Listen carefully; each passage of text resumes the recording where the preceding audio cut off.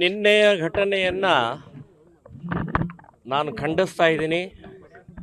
ಅತ್ಯಂತ ಕ್ರೌರ್ಯ ಮೆರೆದಂಥ ಘಟನೆ ಇದು. ಒಬ್ಬ ಹುಡುಗಿ ಈಗ ಹೊರನೋಟದಲ್ಲ, ಈಗ ಗೊತ್ತಾದದ್ದು ಇದ್ರ ಪ್ರಕಾರ ಪ್ರೀತಿ ನಿರಾಕರಿಸಿದ್ದಕ್ಕೆ ಅಂತನ್ನುವಂಥದ್ದು ಹೇಳ್ತಾ ಇದ್ದಾರೆ. ನಿರಾಕರಿಸಿದ್ದಕ್ಕೆ ಕೊಲೆ ಮಾಡೋದಾ?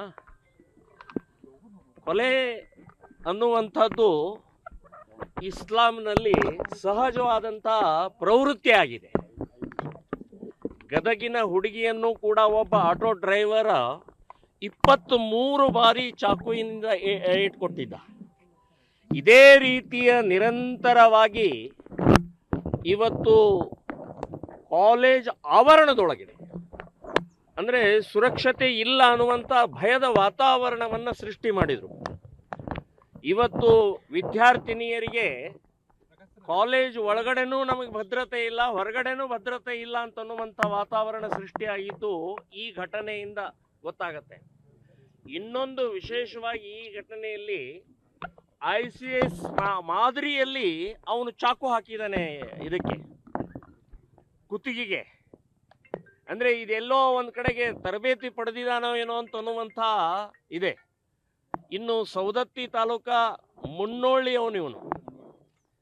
ಸೊ ಮುನವಳ್ಳಿಯವನು, ಇವರ ತಂದೆ ತಾಯಿ ಇಬ್ಬರು ಶಿಕ್ಷಕರಿದ್ದಾರೆ. ಇದೇ ಶಿಕ್ಷಣ ಕೊಟ್ಟಿದ್ದಾರೆ ನೀವು, ಇದೇ ಅವನಿಗೆ ಕೊಲೆ ಮಾಡೋಕ್ಕೇನೆ ಇದು ಮಾಡಿದ್ದಾರೆ ಅವನಿಗೆ. ನಾನು ಹೇಳೋದು ಇದು ಬಹಳ ಅಕ್ಷಮ್ಯ ಅಪರಾಧ ಆಗಿದೆ. ಈ ಘಟನೆಯನ್ನು ನಾನು ಖಂಡಿಸ್ತಾ ಇದ್ದೀನಿ. ಮತ್ತು ವಿಶೇಷವಾಗಿ ನಾನು ಹೇಳ್ತಾ ಇರೋದು ಕಾಂಗ್ರೆಸ್ನವರು, ನೀವು ಕಾಂಗ್ರೆಸ್ನವರು ಬೆಳೆಸಿದಂಥ ವಿಷಬೀಜ ಇದು, ಕ್ರೌರ್ಯ ಇದು, ರಕ್ತಪಾತ ಇನ್ನೂ ಎಷ್ಟು ಜನರು ಮಾಡೋರಿದ್ದೀರಿ ನೀವು. ಬ್ರಿಟಿಷರ ಇದ್ದಂಥ ಸಮಯದಲ್ಲಿ ಕಾಂಗ್ರೆಸ್ ಹುಟ್ಟಿದಾಗ ಬ್ರಿಟಿಷರ ಪರವಾಗಿದ್ರಿ. ಸ್ವಾತಂತ್ರ್ಯ ಸಿಕ್ಕಿದ ನಂತರ ಮುಸ್ಲಿಂ ಪರವಾಗಿದ್ದೀರಿ. ಮುಸ್ಲಿಮರನ್ನು ಬೆಳೆಸ್ತಾ ಇದ್ದೀರಿ, ಭಯೋತ್ಪಾದಕರನ್ನು ಬೆಳೆಸ್ತಾ ಇದ್ದೀರಿ, ಕೊಲೆಗಡಕರನ್ನು ಬೆಳೆಸ್ತಾ ಇದ್ದೀರಿ. ಸೊ ಒಂದು ನೇಹ ಅನ್ನುವಂಥ ಹುಡುಗಿ, ಇನ್ನೂ ಜೀವನ ಮಾಡಬೇಕಾದಂಥ ಹುಡುಗಿನ ಅಮಾಯಕವಾಗಿ 9 ಚಾಕುವಿನ ಏಟು ಹಾಕಿ ಒಳಗಡೆ ಹಾಕ್ತಾನಂತಂದ್ರೆ ಎಂಥ ಕ್ರೌರ್ಯ ಇದೆ ಅಂತನ್ನುವಂಥದ್ದು ನಾನು ಹೇಳ್ತೇನೆ. ನಾನು ಹೇಳೋದು, ಮಾನ್ಯ ಮುಖ್ಯಮಂತ್ರಿಗಳೇ, ಕಠಿಣ ಶಿಕ್ಷೆ ಕೊಡ್ತೀನಿ ಅಂತ ಹೇಳುವಂಥದ್ದು ಹಿಂದಿನ ಸರ್ಕಾರವು ಇದನ್ನೇ ಹೇಳಿದೆ. ಇದು ಬಿಟ್ಬಿಡಿ, ನೀವು ಎನ್ಕೌಂಟರ್ಗೆ ಆರ್ಡರ್ ಮಾಡಿ. ನಿಮ್ಗೆ ನಿಜವಾಗಿಯೂ ಕಳಕಳಿ ಇದ್ರೆ, ನಿಜವಾಗಿಯೂ ವಿದ್ಯಾರ್ಥಿನಿಯರ ಬಗ್ಗೆ ಕಳಕಳಿ ಇದ್ರೆ ಎನ್ಕೌಂಟರ್ಗೆ ಆರ್ಡರ್ ಮಾಡಿ. ಇನ್ನು ಗಲ್ಲು ಶಿಕ್ಷೆ ಕೊಡಬೇಕು, ಅದು ಇದು ಎಲ್ಲ ಇದು ನಾಟಕ, ಇದೆಲ್ಲ ಹೇಳಿಕೆಗಳು ಆಗ್ಬಿಟ್ಟಿದ್ದಾವೆ. ಅವನು ಮತ್ತೆ ಜಾಮೀನಿಂದ ಹೊರಗೆ ಬರ್ತಾನೆ ಅವನು. ಸೊ ನಮ್ಮ ಕೋರ್ಟ್ ಸಿಸ್ಟಮ್ ಬಹಳ ಹೋಪ್ಲೆಸ್ ಇದೆ. ಹಾಗಾಗಿ ನಾನು ಹೇಳೋದು, ಮೊದಲನೇದು ಎನ್ಕೌಂಟರ್ಗೆ ಆರ್ಡರ್ ಮಾಡಿ, ಎರಡನೇದು ಅವ್ರ ಮನೆ ಬುಲ್ಡೋಜರ್ ಹಚ್ಚಿ ಕಿತ್ತು ಬಿಸಾಕಿ, ಮೂರನೇದು ಈ ಜಮಾತೆ ಇಸ್ಲಾಂ ಏನಿದೆ ಇವರು ಫತ್ವಾ ಹೊರಡಿಸ್ಬೇಕು, ಆ ಮನೆಯನ್ನು ಬಹಿಷ್ಕಾರ ಹಾಕಬೇಕು. ನೀವು ನಿಜವಾಗಿಯೂ ಕೂಡ ಆ ವೇದನೆ ಇದ್ದರೆ, ಆ ವಿದ್ಯಾರ್ಥಿನಿ ಬಗ್ಗೆ ಕಳಕಳಿ ಇದ್ದರೆ ಕೂಡಲೇ ಫತ್ವಾ ಹೊರಡಿಸಿ, ಆ ಮನೆಯನ್ನು ಬಹಿಷ್ಕಾರ ಮಾಡಿ. ಇನ್ನು ಯಾವುದೇ ಲಾಯರ್ ಆ ವ್ಯಕ್ತಿಯ ಪಾಷಾಣ ಪರವಾಗಿ ಅವನ ಪರವಾಗಿ ಯಾರೂ ನಿಲ್ಲಬಾರ್ದು ಅಂತನ್ನುವಂತ ಹೇಳ್ತೀನಿ. ಯಾರಾದರೂ ಮುಸ್ಲಿಂ ವಕೀಲನೂ ನಿಂತಿದ್ರೆ ಕೂಡ ಅದನ್ನು ನಾವು ಉಗ್ರವಾಗಿ ಪ್ರತಿಭಟನೆ ಮಾಡ್ತೀವಿ ಅಂತನ್ನುವಂಥ ಎಚ್ಚರಿಕೆಯನ್ನು ಕೊಡ್ತಾ ಇದ್ದೀನಿ.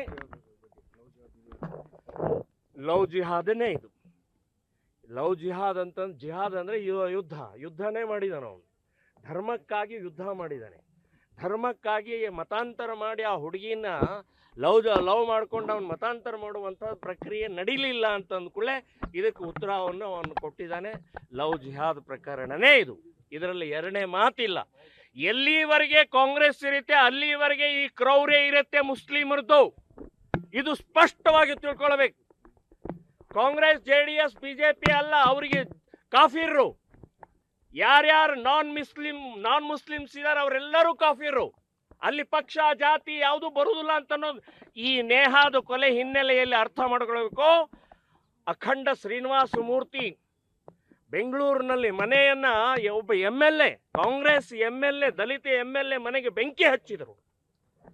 ಆಮೇಲೆ ತನ್ವೀರ್ ಸೇಠ್ ಒಂದು ಮದುವೆ ಸಮಯದಲ್ಲಿ ಚಾಕು ಹಾಕಿದ್ರು, ಕೆಫೆದಲ್ಲಿ ಆದಂಥ ಘಟನೆ. ಹೀಗೆ ಅನೇಕ ಘಟನೆಗಳನ್ನು ನೋಡಿದರೆ ಇದು ಕಾಂಗ್ರೆಸ್ ಇರುವವರೆಗೆ ಈ ಕ್ರೌರ್ಯ ಇರುತ್ತೆ, ಅವರನ್ನ ಸಾಕ್ತಾ ಇದ್ದಾರೆ ಅಂತನ್ನುವಂಥದ್ದು ನಾನು ಹೇಳ್ತೇನೆ. ಇದನ್ನು ಖಂಡಿಸ್ತಾ ಇದ್ದೀನಿ, ವಿರೋಧಿಸ್ತಾ ಇದ್ದೀನಿ.